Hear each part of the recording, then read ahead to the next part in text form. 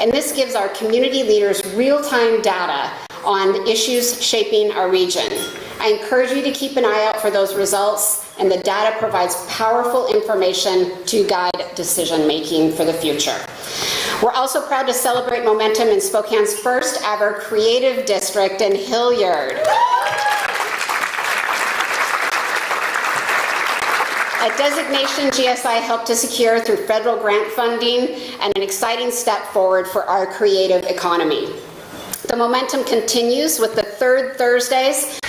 I read this script and tried saying third Thursdays like 3 or 4 different times, and it always tongue-tied me, so I apologize. The third Thursdays, which is Creative District's launch celebration starting on September 18th from 4 to 7 p.m. is a chance to come together and experience the creativity and energy of the district and celebrate this exciting milestone for our region. Go Hilliard.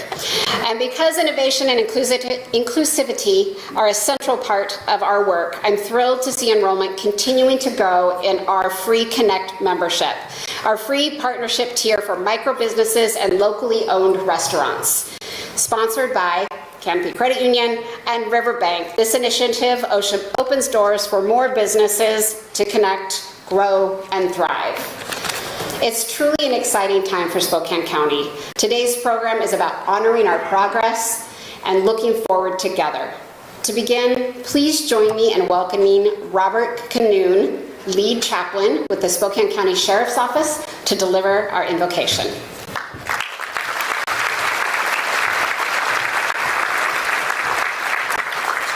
Good morning. Third Thursday, I'll be thinking about that. Third Thursday, yep. So all of us can remember where we were on 9/11.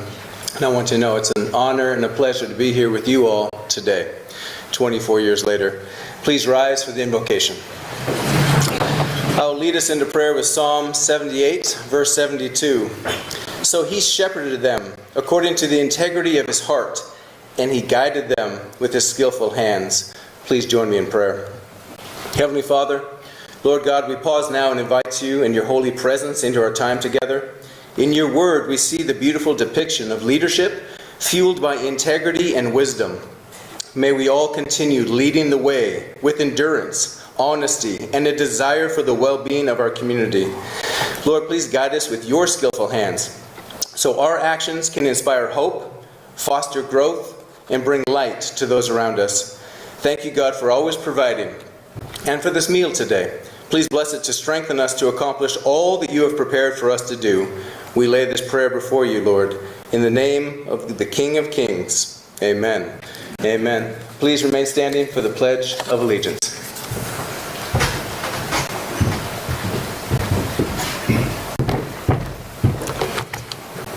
Kat Nichols, Director of Spokane County Regional Veterans Services, is to lead us in the Pledge of Allegiance.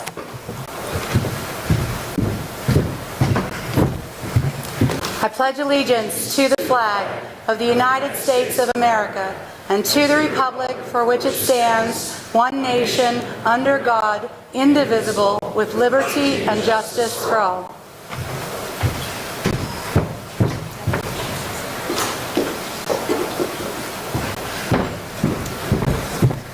I guess I could just stay up on the stage, but I'm challenging myself to walk up and down stairs in heels. So thank you so much, Kat. We are delighted to have several elected officials in attendance today representing the following areas. Washington State Government. Oh, thank you. Yes, please be seated. Or you could stand the whole time. Challenge you to eat and stand. Let's do that. Washington State Government, Spokane County, City of Medical Lake, City of Spokane Valley, Kalispell Tribe of Indians. If you are an elected official, please stand so that we can thank you for your service and your leadership.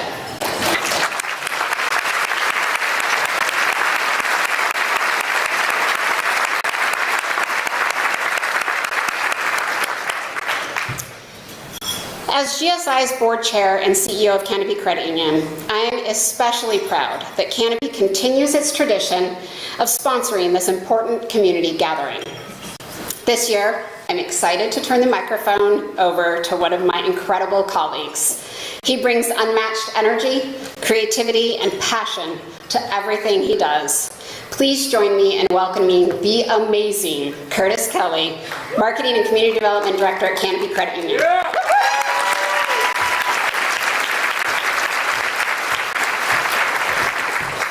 Thank you. Hi everyone, my name is Curtis Kelly. I'm the Director of Marketing and Community Development for Canopy Credit Union. Before I talk about Canopy today, I'd like to start with a quick question. How many of you in the last year have built a sandcastle? We have a couple. All right, how many in the last 10 years have built a sandcastle? Okay, we've got more. Let's bring it further back. How many in your entire life have built a sandcastle? All right, nearly the whole room. That's awesome. I'd like to share a story about the first time I built a sandcastle. When I was 13 years old, my family took our first trip to the ocean, a small town called Rockaway Beach on the Oregon coast. I'll never forget the first time I saw the ocean. It was so vast and never-ending. And for anyone who has ever been 13, you know that you are the smartest and coolest person in the room. But seeing the ocean meet the sky had a very humbling and grounding impact on me. So much so that I set aside my T9 texting, grabbed my brother as many buckets, shovels, and seashells that we could find, and set out to make the most legendary sandcastle. We spent hours on this castle digging tunnels, constructing high protective walls, carving turrets and winding moats, and stacking an array of shells as decorations to top it off. But being my first time at the ocean, I did not realize there were such things as a low tide and a high tide. As the day went on, the water slowly crept closer and closer to our creation, and soon we watched the moats overfill with water and the walls crumble into the ocean. However, this did not make us sad. We didn't feel like we had wasted our time. Instead, we felt determined to create a better sandcastle that could stand the test of this so-called high tide. So the next morning we arose, shovels in hand, ready to set out and make the best sandcastle this beach had ever seen. We spent the entire day attempting to construct a sandcastle that would last forever. But the tide still came and the castle still fell. And so we learned and we celebrated, and we introduced more fortification, walls of rock, deeper moats to channel the water elsewhere, a wooden base to raise it higher, and still the castle fell. We learned and we brought that knowledge into each new castle and to the one after that. Somewhere in our adult lives, I think we lose this perspective. We start to see the crumbling of sandcastles, whether it's a career change, a business closing, or relationship ending, as a failure, rather than a stepping stone or a foundation to start our new castles upon. We forget that when something washes away, it doesn't leave us empty. It leaves us stronger, wiser, and ready to build again. My castle crumbling moment came when I realized that social work was not the path for me, despite all the years I had poured into making that dream come true. If you had told me then that I'd be standing here today as a director of marketing, I would have laughed out loud. I had spent nearly a decade of my life immersed in psychology, child development, and nonprofit work, and I had zero desire to work in the business world. To me, businesses were all about profits over people and meeting the bottom line at all costs. But then, I found Canopy. And I discovered that businesses don't have to be profit-focused. They can be people-focused. I quickly realized I had not abandoned my social worker roots. I'd simply found a new way to channel them. Every day, I am surrounded by people who share that mission, who believe that when we work together and lift each other up, our whole community rises together. And every day, I get to work with the most talented sandcastle engineers on this planet. People like Charlotte Nemec, Spencer Shanholzer, and Cordine Denny, who, when my castles crumble, show up with their shovels and buckets, ready to help me rebuild. And we don't just rebuild for ourselves, we rebuild for our community. Canopy Credit Union was born right here, as the credit union for county employees. And today, as a CDFI credit union, we passionately serve the underserved, under-resourced, and underestimated in our community. When our members stumble, and when our community faces challenges, Canopy shows up with a wagon full of sandcastle construction equipment, ready to build. We work tirelessly to ensure that people can achieve their financial goals and continue to provide meaningful financial education to those who have never had access. We know that every setback is an opportunity to build something stronger together. And here's the thing, sandcastles were always meant to be temporary. It isn't just the final product, it is the process. It's in the lessons we learn, the people who help us, and the knowledge that when the waves come, we're never truly starting from scratch. Each attempt makes us wiser, each rebuild makes us stronger. And when we work together, those castles and those dreams can stand taller than we ever imagined. So if your sandcastle's looking a little shaky, or if the waves have already knocked it down, I want you to remember it is not the end of your story, it is just the beginning of your next, even better sandcastle. And boy, do I know this community. We are builders and we are doers. And when we work together, there is no tide we cannot face. Thank you.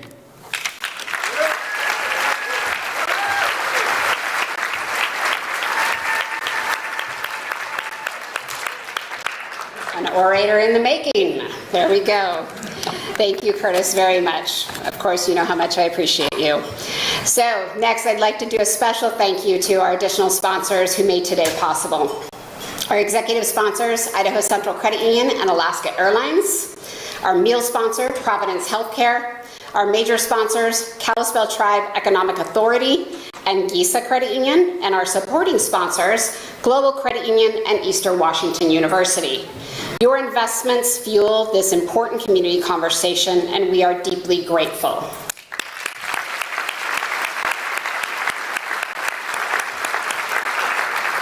I also want to take a moment to recognize our GSI Leadership Circle partners. They are up on your screen. These organizations go above and beyond in their commitment to advancing GSI's mission. Their investment helps drive the workforce that is vital to our region's success in our workforce, advocacy, small business support, and economic development. And of course, thank you to all our member partners. It is your collective investment that allows us to build a stronger Spokane region. I want to take this moment to go off script. I have had the honor in the last several weeks of getting a behind the curtain look at what happens in the GSI offices. As a board member, there's many of us that sit in board meetings and hear reports and understand the work that GSI is doing and support that work. I want to make sure you know, as people that invest in GSI, the team at GSI is doing work that I don't think a lot of you recognize is being done. And I have to tell you, it is an impressive group of humans that work at GSI. The 3 executive team members, Kathy, Lisa, and Erin, are holding down the fort in Alicia's absence and pushing initiatives forward and not pausing for anything. And you should be extremely proud as a member sponsor of GSI to be a part of this group. And it is work that needs to be done in our region. They cover the whole region, and I think that is really important for us to remember.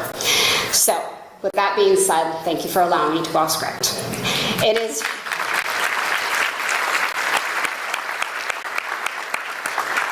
It's now my honor to introduce Chair of the Spokane County Board of Commissioners, Commissioner Kuney. Mary represents District 4, covering Southeast Spokane County, and currently serves as the 2025 Chair of the Board of County Commissioners. A proud Gonzaga graduate and CPA, Mary's career has been built on fiscal responsibility and a deep commitment to community service. From auditing Fortune 500 companies to serving 10 years with the Washington State Auditor's Office. She's also launched 2 small businesses, is a dedicated community volunteer, and has lent her leadership to boards ranging from GSI to the Spokane Regional Health District and the Spokane Regional Transportation Commission and Broadlink. Her leadership extends well beyond Spokane County, including serving as president of the Washington State Association of Counties, on the National Associations of Counties Boards of Directors, and now as a member of the state's Public Health Advisory Board. Mary is deeply passionate about strengthening Spokane County, whether that's protecting public safety, investing in infrastructure, or championing Fairchild Air Force Base. Please join me in welcoming my friend, Commissioner Mary Kuney, a leader whose commitment and vision continue to shape a stronger Spokane County.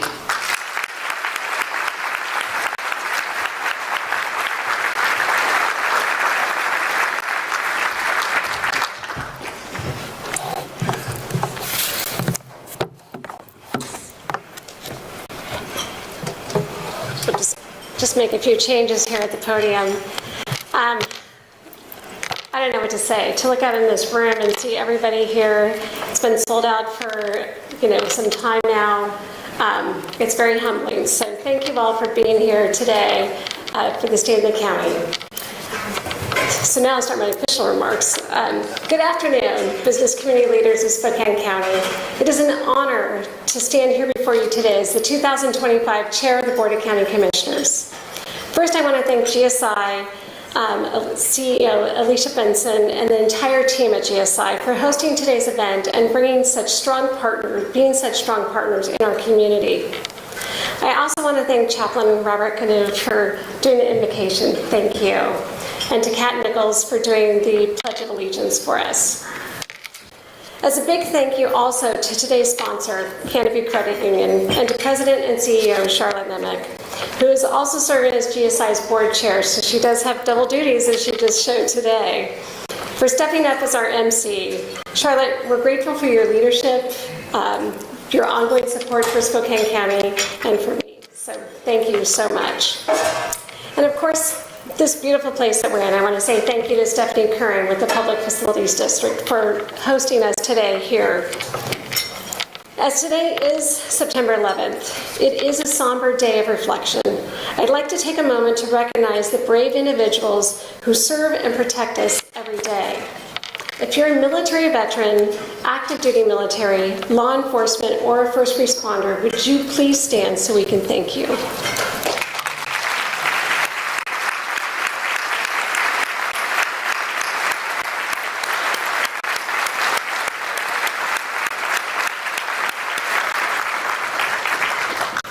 On behalf of the Board of County Commissioners and the people of Spokane County, thank you for doing what you do every day. This past year has been a powerful reminder of the risks our first responders face every single day. They head into each shift not knowing what the day will bring, or if they'll make it home. We felt that deeply with the tragic loss of the firefighters in North Idaho, and again with the heartbreaking death of Spokane County Sergeant Ken Salas, who died in the line of duty protecting our citizens. I would also like to acknowledge and thank the firefighters from Spokane Valley Fire and City of Spokane Fire Department who helped contain an early morning blaze at Avista Stadium's concession stand last week. While the building was a total loss, investigators determined there was no suspicious activity as the cause. We are thankful no one was injured and the fire was contained to just the one building. Working with the Spokane Indians and City of Spokane Valley, we will do everything in our power to get the ballpark ready for opening day, Friday, April 3rd. So no doubt on that, I will just tell you. We've had lots of people say, is it going to open? Yes. I think between the three of us, we're going to make sure we do everything we can. It's been a tough year, and while words will never be enough to all of our first responders, today on September 11th, I do want to say thank you again from the bottom of our hearts. Strong communities are built through leadership at every level. As you know, our region continues to grow. We're now home to more than 550,000 people, making us the fourth largest county in Washington state. And projections show we could welcome another 48,000 residents by 2030. With that kind of growth brings big responsibility to plan wisely, invest strategically, and lead with vision to keep our communities safe, strong, and thriving. Today, I want to take a moment to acknowledge a few of my fellow Spokane County leaders who help lead the way every day and are shaping our county's future. Let's start with my colleagues on the Board of County Commissioners. As I call your name, please stand, remain standing, and let's hold our applause until the end. District 1 Commissioner Chris Jordan, District 2 Commissioner Amber Waldriff, District 3 Commissioner Josh Kearns, who is serving as our 2025 Vice Chair, District 4 Commissioner, that's me, Mary Kuney, serving as your 2025 Board Chair, and District 5 Commissioner Alf French, who was not able to make it with us today. Thank you.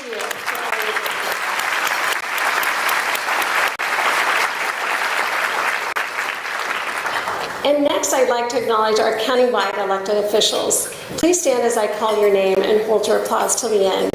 Assessor Tom Konis, Auditor Vicki Dalton, Clerk Tim Fitzgerald, Prosecutor Preston McCullum, Sheriff John Nowels, and Treasurer Mike Volz. And we also have a couple of judges here with us today, Judge Zamplin and Judge Smith. And if there's any other judges that I didn't know, please stand.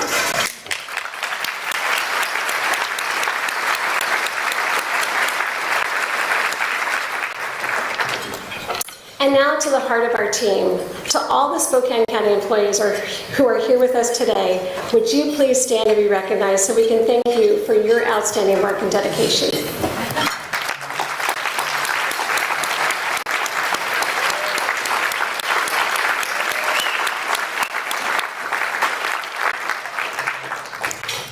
When I think about the people who have helped shape our region, I'd be remiss if I didn't mention the retirement this past July of Spokane County Prosecuting Attorney Larry Haskell. Larry served our community with integrity and dedication for decades, from flying B-52s in the U.S. Air Force to serving the Cheney School Board and the Erie Heights City Council, and of course, our prosecuting attorney for 10 years. We are incredibly grateful for his years of service. This week, the board voted unanimously to appoint Preston McCullum to serve as his replacement. So thank you to Larry and Preston. I see you over there. No pressure, but you have some pretty big shoes to fill.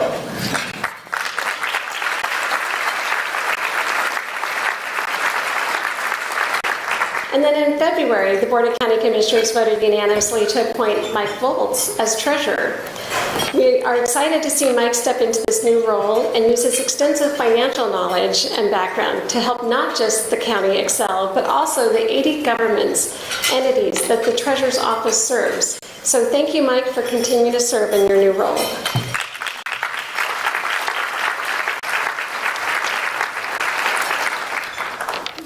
I also want to welcome 2 new regional leaders this year who played key roles in shaping the future of transportation and the economy of our region.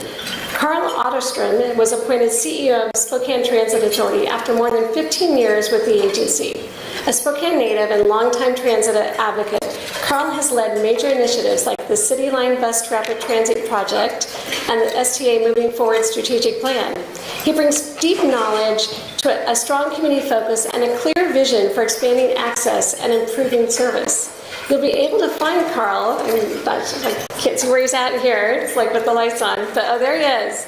You'll be able to find Carl at the nearest bus stop as soon as luncheon is over, hopping his ride to his next meeting.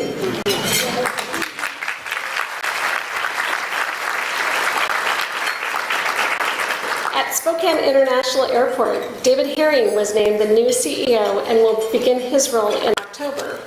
David brings over 2 decades of aviation leadership, most recently at Lincoln Airport in Nebraska and at Cheyenne Regional Airport. With a strong track record in both commercial and general aviation, David is well positioned to guide Spokane International Airport, Feltz Field, and the Airport Business Park through their next phase of growth and innovation. Congratulations to both Carl and David on their new roles, and we look forward to working with you both in the years ahead to lead the way for our region.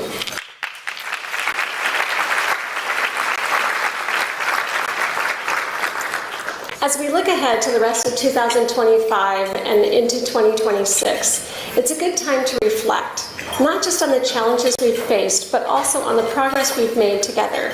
This year I chose the theme, Leading the Way. It couldn't be more fitting.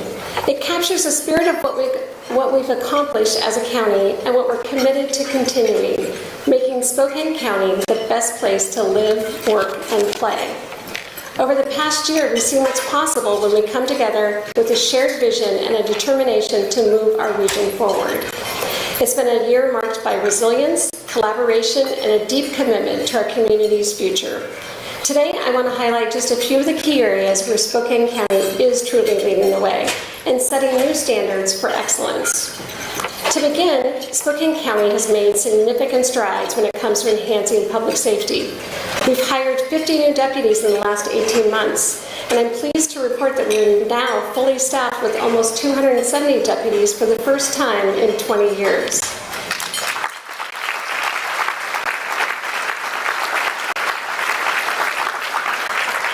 We've also continued our investments in the Sheriff's Training Center and the Real-Time Crime Center, and a new Sheriff's helicopter to modernize our aging fleet. These investments reflect the board's commitment to ensuring our deputies have the best training and equipment available to serve and protect our community. They enable the Sheriff's Office to use both innovation and proven crime-fighting techniques. I am proud to report that in Spokane County, crime rates are down, and in almost all categories. Most crimes have dropped by double digits. The sheriff will share soon some more on those specific data and statistics.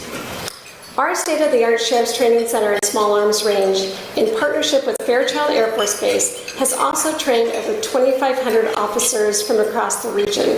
This innovative partnership continues to yield positive benefits to both our deputies and airmen. It is one of the best in the state, if not the West Coast, and agencies are coming from all over to learn our model. The Real-Time Crime Center is also state-of-the-art, allowing us to deploy precision policing and real-time intelligence to deputies on the ground. It is being seen as a model across the nation, and people are coming to take a look. On a more somber note, our medical examiner, Dr. Singh, shared recent statistics that are concerning. Right here in our region, we are on trend to lose one person to an overdose death every day in 2025. That is unacceptable. To address this crisis, the board has invested in an additional drug analyst for the Sheriff's Office, who is working closely with federal and state partners to aggressively combat drug trafficking. Right here in Spokane County, law enforcement seized more than 150,000 fentanyl pills in 2024, more than 3 times the amount recovered just 2 years earlier. These efforts are saving lives, disrupting drug trafficking networks, and making our communities safer. Thanks to the board's continued investment and outstanding work at the Sheriff's Office, we are not just responding to the drug crisis, we are taking action to combat it.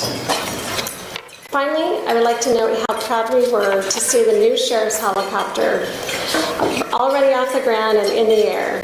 From providing aerial support during the horrific ambush on firefighters in Coeur d'Alene, investigating laser attacks on commercial aircraft, to supporting local law enforcement in their weekly patrol activities, our helicopter is overhead and ready to respond. Air One is a game changer, not just for safety, but also for keeping up with the changes in state laws around police pursuits. It allows our volunteer pilots and our deputies to track suspects from the air safely and effectively. I have to give a shout out and say thank you to Spokane Valley Chief Dave Ellis for all your work in leading the charge.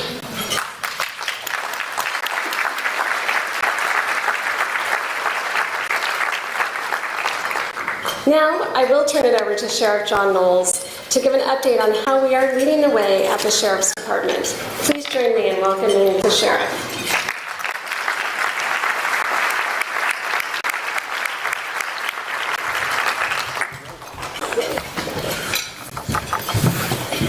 Thank you. I should note that when I was asked to come speak, they gave me 2 to 5 minutes. I think I'm going to take 10 now that I've got the microphone. So I would be remiss in not doing a service to our county commissioners if I didn't take this opportunity to thank them for all of the support they have given the Sheriff's Office over the years. You saw some of the data points that they were talking about. Those initiatives and being at the bleeding edge of crime fighting is expensive. And they have, time and time again, every single member of the Board of County Commissioners has agreed with our approach, agreed with our tactics, agreed with our policies and procedures, and have been more than willing, and sometimes painfully, to write a check to support these crime-fighting techniques. So to the board, thank you very much for your support. It makes my job easier as an elected official to know that I've got a team in Spokane County that will do what is necessary to keep our community safe. And I could not do what I do without them. And the men and women of the Sheriff's Office who are out there putting their lives on the line every day can do so knowing that they have the support of not only their sheriff, but of the elected members of the community, but also from the community itself. It is not lost on me, and it is no small fact that we draw people from all over the Northwest to come work at the Spokane County Sheriff's Office because they know they will be developed into a professional. They know that they're elected officials, and not just the Board of County Commissioners, but our partners with the City of Spokane Valley and our other contract cities. They know they support law enforcement, they know they support law and order, and they know, and I've heard it many times, they know this community supports their law enforcement officers and want them to keep them safe. So I will thank you for that as the public, because it makes a difference in our people's ability and willingness to go out and face the dangers of law enforcement that they do. So again, thank you to that, to the county commissioners. And some of these stats that I'm going to share to you, just know we could not do it without the support that we've received. So first thing I'd like to talk about, and it was kind of alluded to in Commissioner Kuney's earlier remarks, we make significant investments in technology, and one of the places that the Board of County Commissioners has been supporting us is in the Spokane County Sheriff's Office Forensic Unit. It is a regional unit housed and run out of the Sheriff's Office, but they receive services, everybody in the community receives services from our forensics unit. Some of the statistics, with the few employees we have, they are called out 170 times in this last year. And I promise you, these calls do not come between 9 and 5 at all. They process a tremendous amount of evidence for fingerprints. Again, 6,000 items in over 500 cases in the last year. They also, when they do find a fingerprint, we have several certified latent print examiners who try to match the fingerprints we lift with a known sample. And again, 1,900 individual prints processed last year. And then another significant financial investment we have made with the help of then Congresswoman McMorris Rogers was Rapid DNA, which is DNA technology that is on the front edge of forensic science, which allows us to collect a DNA sample, analyze it, and potentially match it within 90 minutes. This is something that's taken a lot for us to get through. A lot of laws had to change, but I'm proud to announce that since we really started processing these samples in about May of this year, we've already had 18 case samples run, and we've already helped the Spokane County medical examiners identify 3 remains to people using that technology. And again, it just takes the workload off of the state and allows us to get these results faster. Another significant financial investment by the Board of County Commissioners over the last couple of years. If you had the occasion to go seek to get your fingerprints taken, there was up to an 18-month waiting list the last couple of years. I'm now proud to announce that we have had the opportunity to add a few additional sites, and now you can walk in and get your fingerprints done the same day. So commissioners, thank you for that. It has made a huge difference in one of the services that we can provide. Let's talk about the Real-Time Crime Center. If you guys were here last year, you know that we got to talk a little bit about that, and we were pretty excited about the opportunity it was going to present to make a difference in our community. You see the cameras on wheels, or cows as we affectionately refer to them in this picture. I will say that we have now increased our fleet of cows to 6, 4 that were former patrol cars, and 2 for the county, and 2 that were former patrol cars in the city of Spokane Valley. This has been probably the most visible evidence of the Real-Time Crime Center, and I will tell you, we have received such positive feedback from our community and business owners, and I am proud to report that to a deployment, every time we deploy these to a crime hotspot or a place where people are complaining about some of the issues that our businesses see today, that activity stops completely and stays gone until we remove those vehicles. It is such a great tool for us to use, and we're happy to deploy them. So please keep calling and requesting them. We have a volunteer who moves these around for us all the time, and our 5 Real-Time Crime Center employees make sure that we're covered.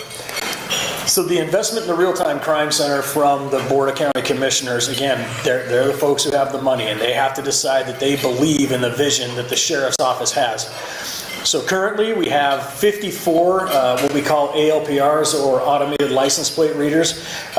We have 17 mobile ALPRs, another 18 mobile ALPR cameras, And then we have 33 other ALPRs that we have access to through our regional partners.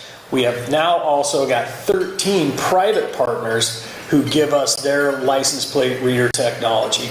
This allows us to take data, information in conjunction with our software and our analysts, and the goal is to move upstream of crime and try to disrupt it before it ever has the opportunity to occur.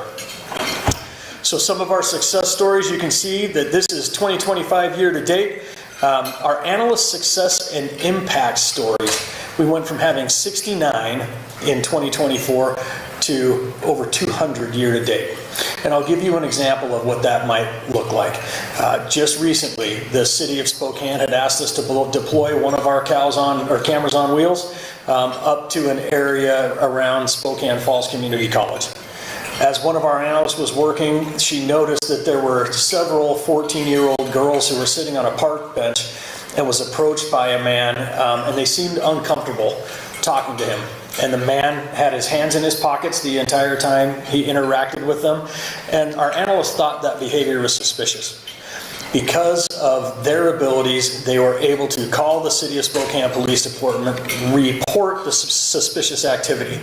And what we learned at the end of this was the man that was interacting with those 14-year-old girls and acting suspiciously, we were able to identify him as one of our registered sex offenders here in Spokane County. These cameras make a difference. They have a positive impact and allow us to help avoid crime before it occurs. You can also see some of the normal statistics that you'd be used to seeing. We've led to 231 people arrested and charged through direct interaction with the Real-Time Crime Center. I will point out that yes, the number of stolen vehicles that we've located has gone down, but I'm also proud to report because of our ALPRs, we have been driving our stolen vehicle rate in Spokane County and the city of Spokane Valley down almost 10% more than the state average to now there's fewer stolen vehicles out on our roads, and that I'm happy to report.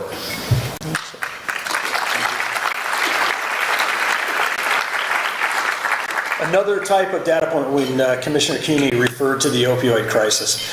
This is a busy presentation, but I want you to look at the number in the upper left-hand corner. This is a call type that fire and police use, and this is data all across Spokane County. So it includes Spokane Fire, Spokane Police Department, all the valley and surrounding fire departments and surrounding law enforcement agencies. This is a call type where, and I'm sure you guys have seen it, where we get a call that somebody is unconscious behind the wheel of their car, parked somewhere, maybe with their foot on the brake, and we call it a well med call.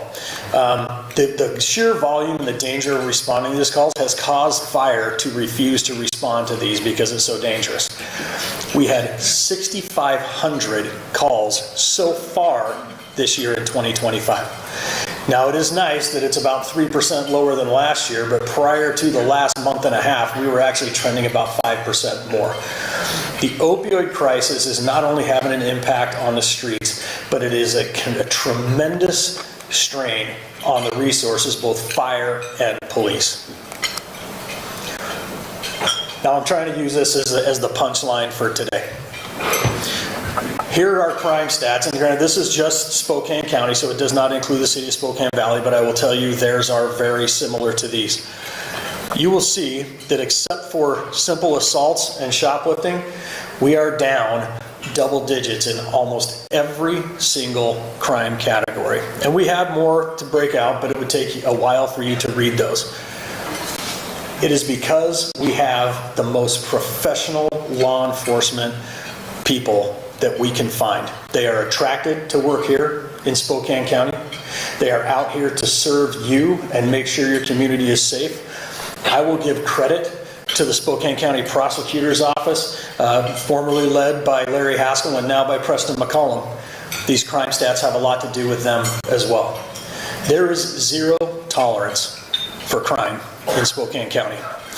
Recently, we have had groups who have called upon elected officials, and myself specifically, to ignore certain federal laws, to not arrest people for unlawful behavior. As your sheriff, I am here to tell you I will not, and I will not apologize for upholding the Constitution of the United States and the state of Washington.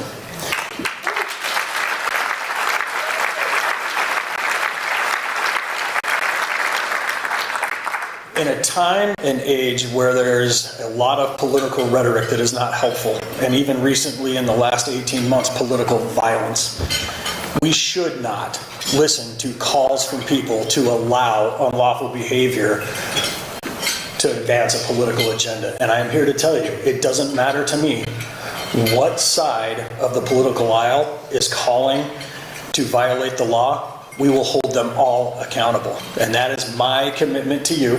And if we like to see where these crime trends are going, we have to hold people accountable. This is a constitutional republic. This nation was built on laws. Thank you, and I'm pleased. I just want to thank you for the opportunity you've given me to serve as your sheriff, and thank you again.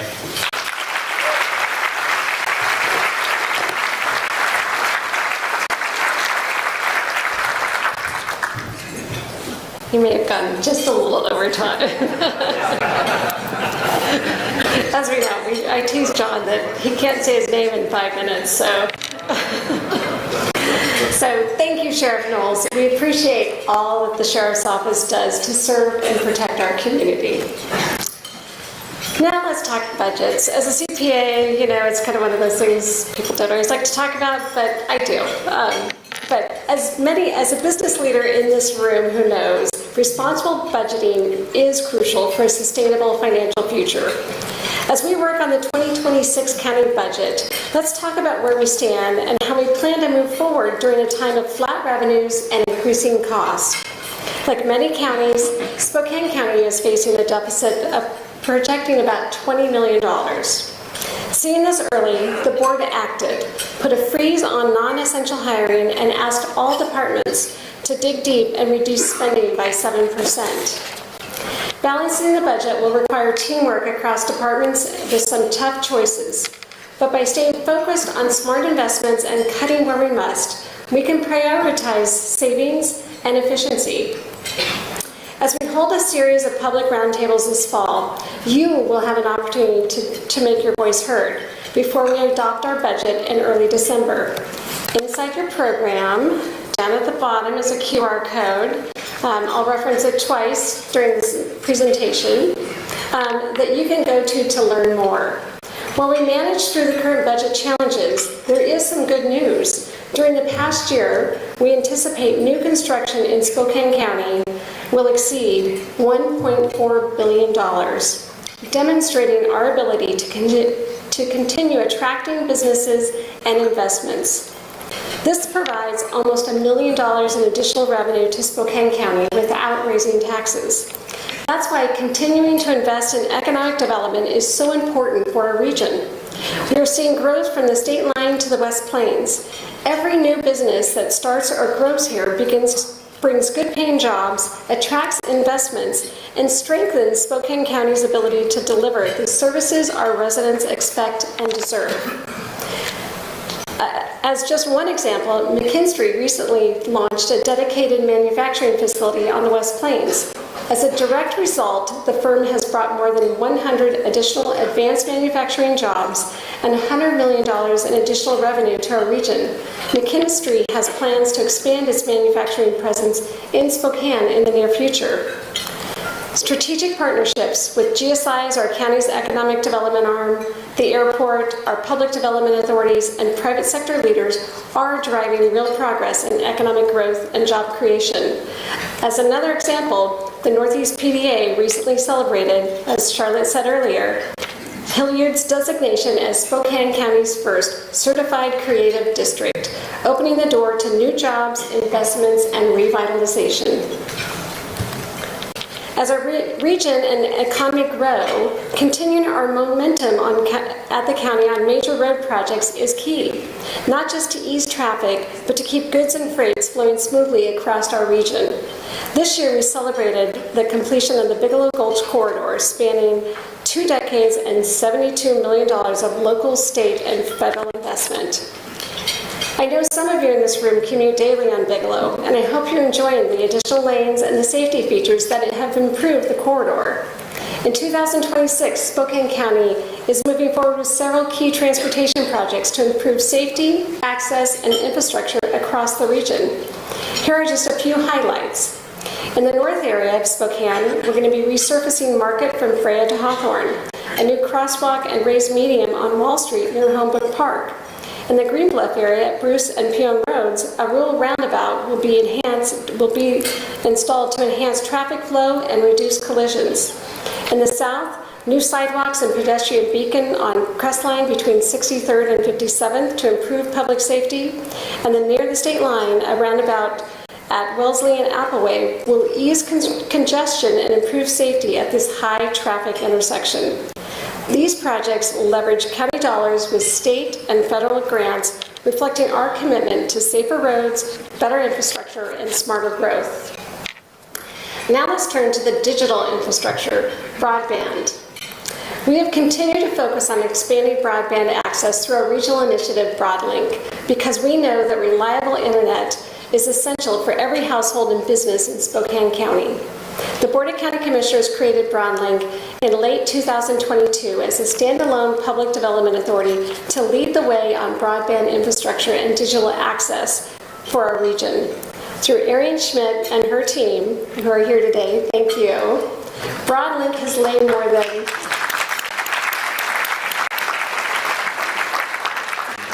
BroadLink has laid more than 20 miles of fiber optic cable, bringing high-speed internet to Spangle, Waverly, Rockford, and Liberty School District. There have been other significant milestones as well, but the best news of all is that on September 4th, BroadLink was provisionally selected by the Washington State Broadband Office for a major federal grant, bringing $90 million to connect thousands of homes in Spokane County. This is exciting, and we've been planning and strategizing for years how we can obtain these federal BEAD funding and keep an open access system for all to use. Just as we're connecting our communities through broadband, we're also investing in the places where our communities come together, our county parks.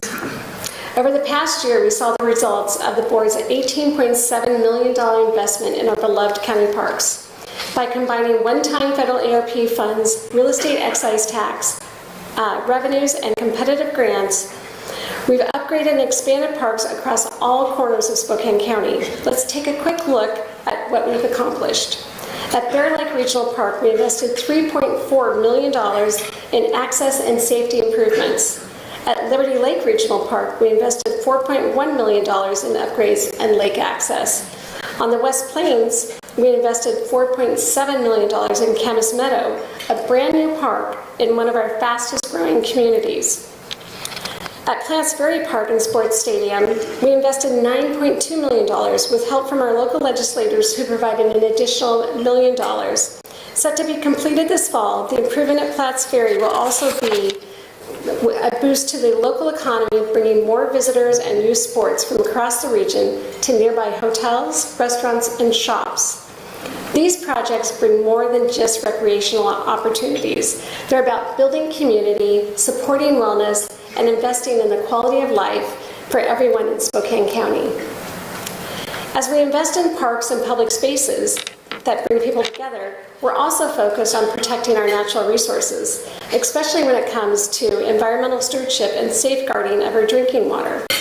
We are thankful to the voters for passing the Aquifer Protection Area renewal with an overwhelming margin of 74%.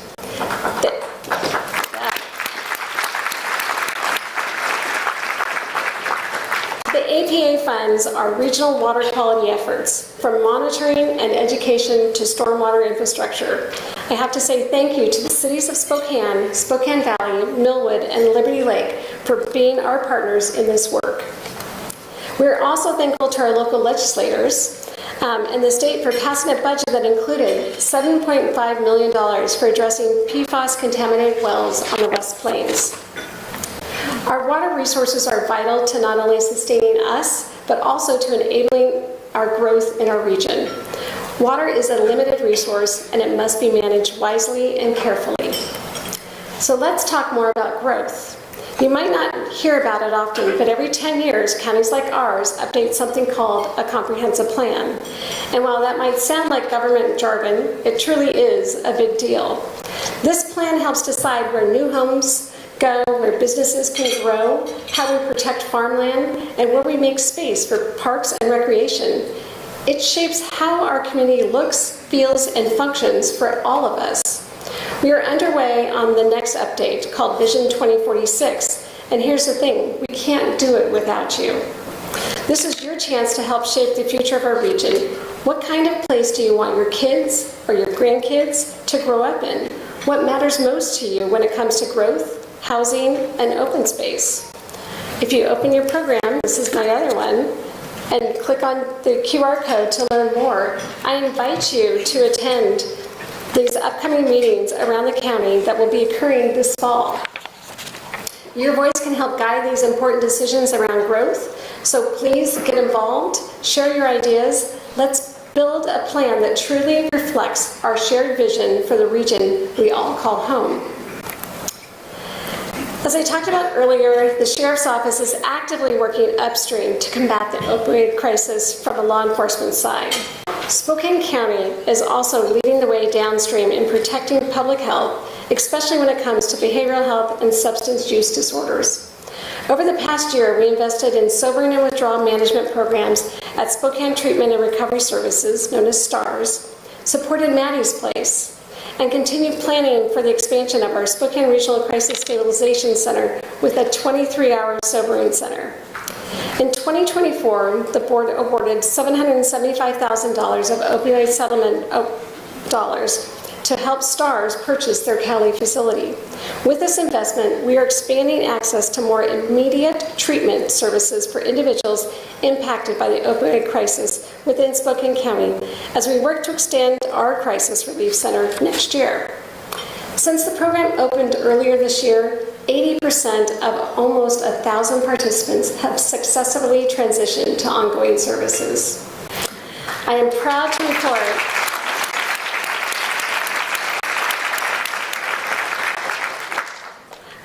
report that recidivism is at just 11%, proving the program is getting results. You see Justin Johnson, our Community Services Director over there. You'll see him on the screen here soon. So, with new funding from Spokane County and the cities of Spokane and Spokane Valley, the program is set to double its capacity. So let's take a closer look at how these investments are making a difference in people's lives. I've been in my addiction for almost 3 decades. My life was in chaos. I had no hope. And I just knew at that moment that I was battling for my life.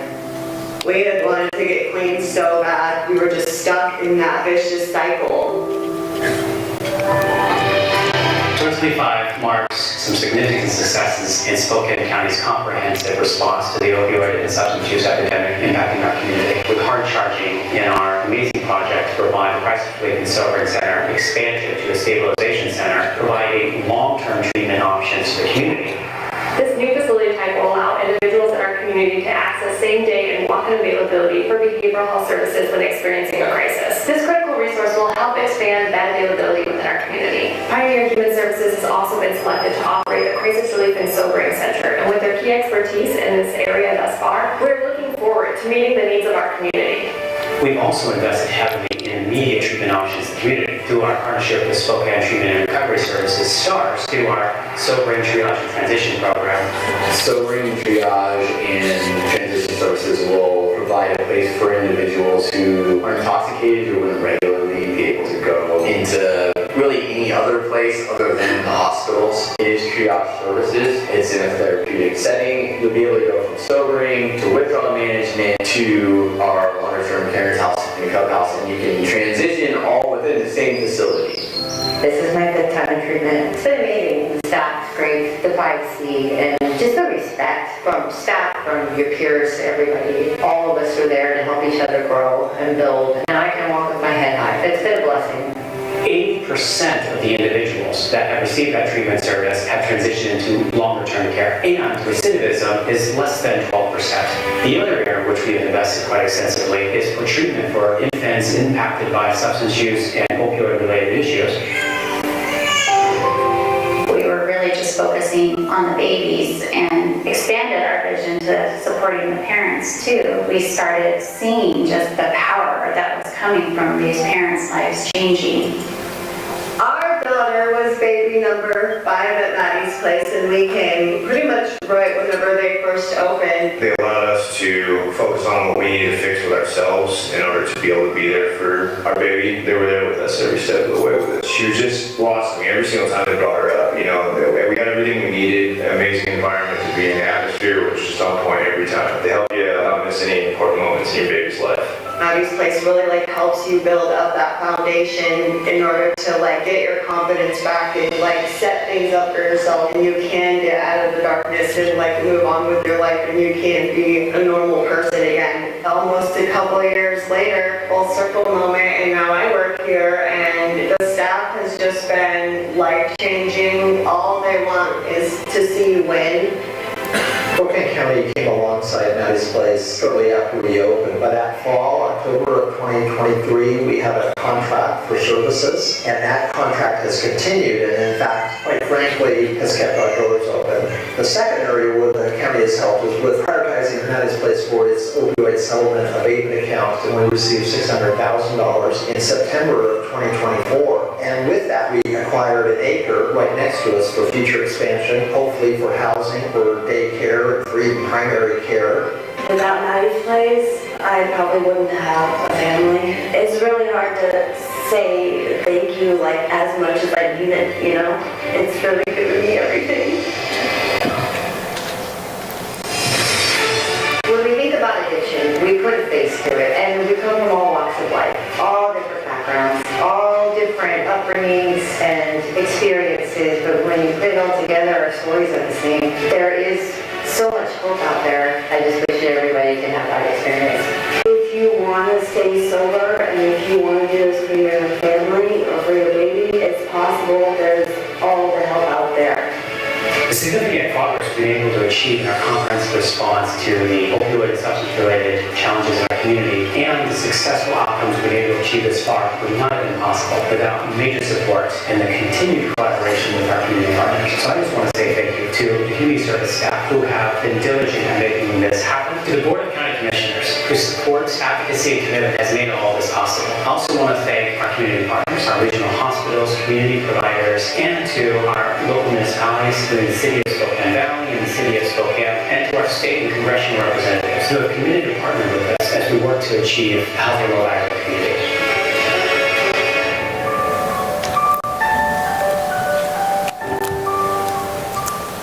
So as you can see in the video, we saw real people impacted by these investments. Today, we're joined by several of them.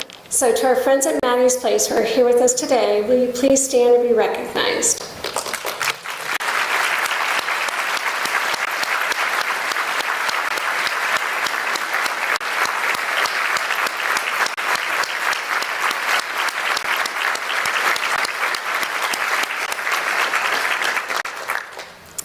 Thank you for being here today and helping us showcase the amazing transformative work of Maddie's Place. These infants are some of the most vulnerable in our community, and for each of these investments, there are real people, children, parents, and families whose lives are being changed for the better. But this work isn't done. There is a diverse group of community leaders from across the region who has come together over the past year to look for recommendations on how to move forward in other ways. Over the next several months, the Safe and Healthy Spokane Task Force will be working together to bring forward priority strategies that enhance public safety, strengthen behavioral health, and improve criminal justice facilities across Spokane County. So stay tuned for an announcement coming soon with more details from the task force. Finally, I want to put a spotlight on several award-winning departments and partners in our community with a brief video that shows again how Spokane County is leading the way. So allow me to introduce you to a few of the individuals in our community who are truly leading the way. They're doing this by pursuing excellence in providing response, cost-effective and customer-driven services. Let's celebrate what we have accomplished what they have accomplished on our behalf over this past year.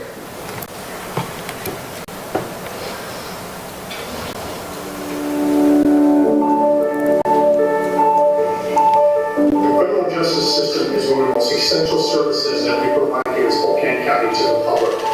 In my office, we have documentation in all financial matters. Things we're doing to serve the public is like tried filing. Tried filing that allows you the ability to file documents remotely and also pay for them remotely without going down to the courthouse and missing work and not being able to do things that you need to do at home. The mass assistance day to serve the public. Those folks that had expired or uncollectible legal financial obligations, 294 cases. Defendants received relief of $475,000. These are all good programs. I'm very proud of what the office does and how we're leading the way. Where Spokane County goes, Eastern Washington goes.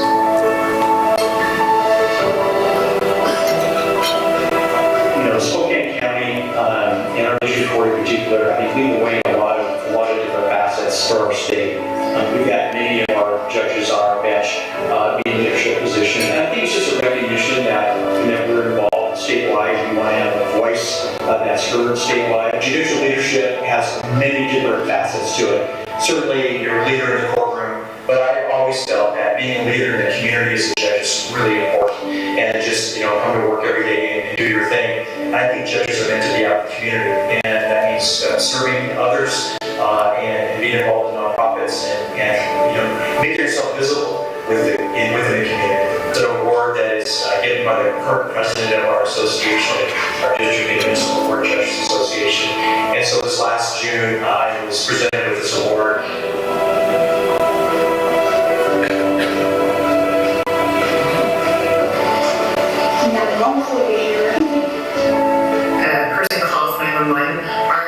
Are asking all the right questions, following a protocol that gets them the end results that is necessary to get the right responders to the scene.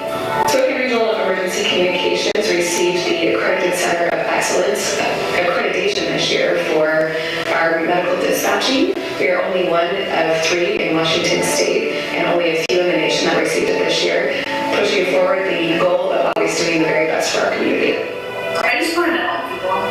It's a really rewarding time. We really come together in events. I think that's probably where we excel the most. When we get a major car accident or a fire or something of that nature, everybody's pulling together. You do train to stay calm. It does not come natural to most people at first. It takes that repetition of taking those really hard calls to get that.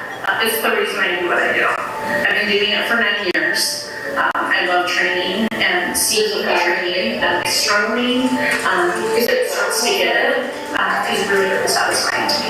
I just have a passion for helping people, and I wanted to do that to the fullest extent. And then just honestly, since my first day working here, I've absolutely loved it. I couldn't do anything else. This region is getting the utmost medical care when you're calling 911. Our employees have worked rigorously to become an accredited center, making sure that they're asking all the right questions and doing everything they can from the time you call 911 until the time those first responders arrive on scene. You're in safe hands with us.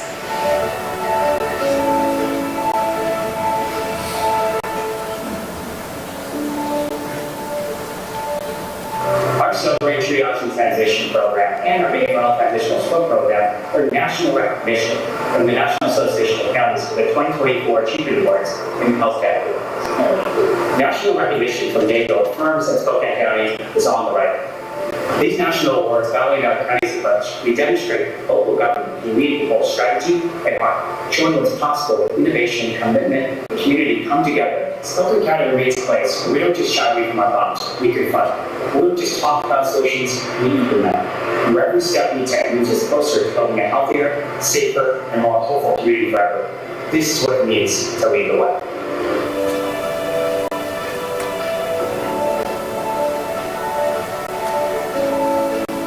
Association of Superintendents Award for our partnership with Central Valley School District. They nominated us. partnership enables us to train all of the 5th grade teachers and the Wetland Explorers curriculum, so they come out in a day. We get teachers and waiters, we teach them the water quality testing, we teach them all the curriculum that they're going to do with the students so that they can do pre-lessons, come to the field trip ready to help lead their students, and then afterward they do post-lessons. So it just expands our field trip experience in a really remarkable way.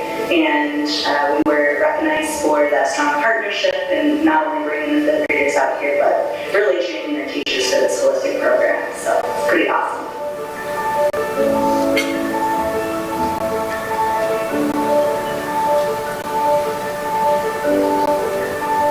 We just received our 3rd National Achievement Award from the National Association of Counties. And we received it for basically best practices in veteran services and having doubled our VA claims awards in just 1 year. In 2024, we did $25 million in VA claims awards. We're leading the way in the nation. The work that we've done here, we are the first multi-jurisdictional state and county co-located veteran services center, and the level of claims we're producing, we have the highest number of claims in the state compared to other county veteran service officers, compared to other state service offices. So we're definitely leading the way in the state, and then nationally we've been recognized by the National Coalition for Homeless Veterans as well as the National Association of Counties. We've been asked to present at national conferences on our best practices.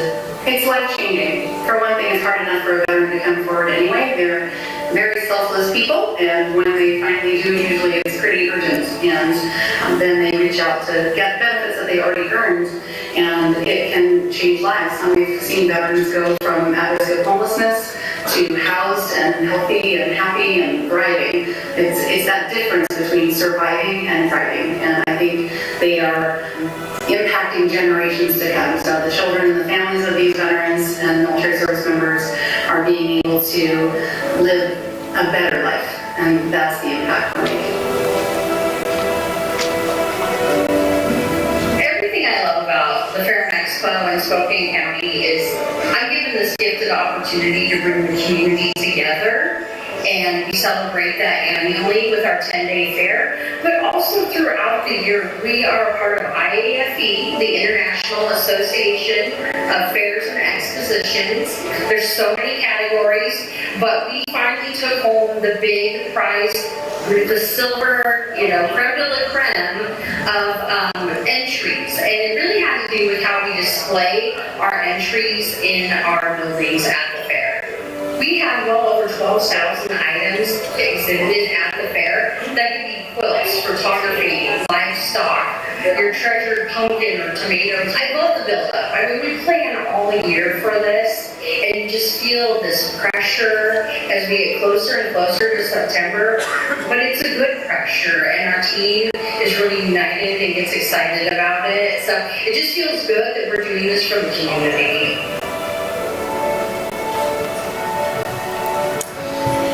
So congratulations to all on the state and national.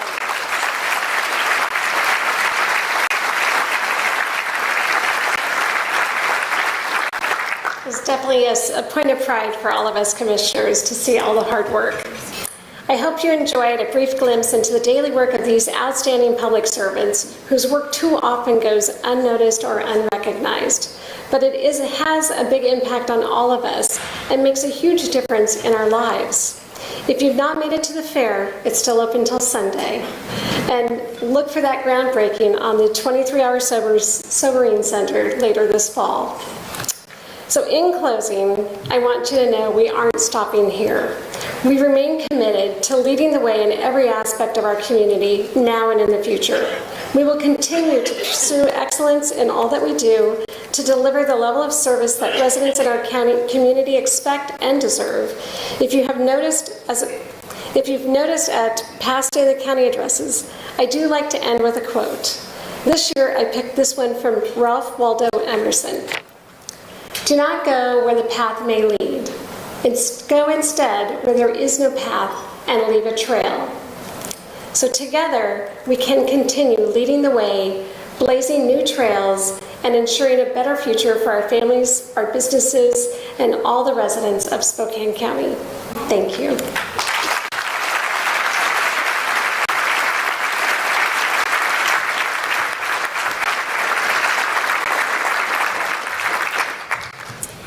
Thank you, Commissioner Kuney. And I just want to take a moment to thank your leaders. Thank you for your leadership, along with the other commissioners, Sheriff Nowels, and all of the Spokane County employees that are here, whether you're in leadership or not. We are so grateful that you make this county your priority, and because it's an amazing place to live. I think I just want to point out a few things here. So, professional law enforcement, fully staffed, yay, Sheriff, good job. Park system that can be envied throughout the country, safe water, taking time to hear the voices of our community meetings, setting those up, treatment facilities that will help us all for a brighter future, and congrats to all the amazing award winners. That's really something to be proud of.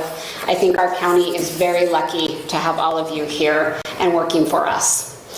All right, so let's make sure that we close out this with a great gratitude round of applause to our leadership circle and every one of our member partners. Thank you so much for being here. It's your investment that makes the work possible, strengthening businesses, growing our workforce, and building momentum for Spokane County's future. Before you head out, I encourage you to sign up for 2 of GSI's biggest events coming up. Stuff that I know my team really looks forward to is the economic forecast that's on November 5th. And that's your chance to hear what's coming in the year ahead. The legislative kickoff, again, a major part of GSI's work is the legislative work that we do. That's on December 10th. There is a QR code in your program for registration. On behalf of GSI and on behalf of myself and my team at Canopy Credit Union, I couldn't have done this work and helped Alicia through this time as the chair if it weren't for this amazing team that sits up here at the front of the room. They hold down the fort when I am otherwise occupied, helping out with GSI, and I am eternally grateful for the work that you all do. To my bones, you are amazing humans. Thank you. Woo!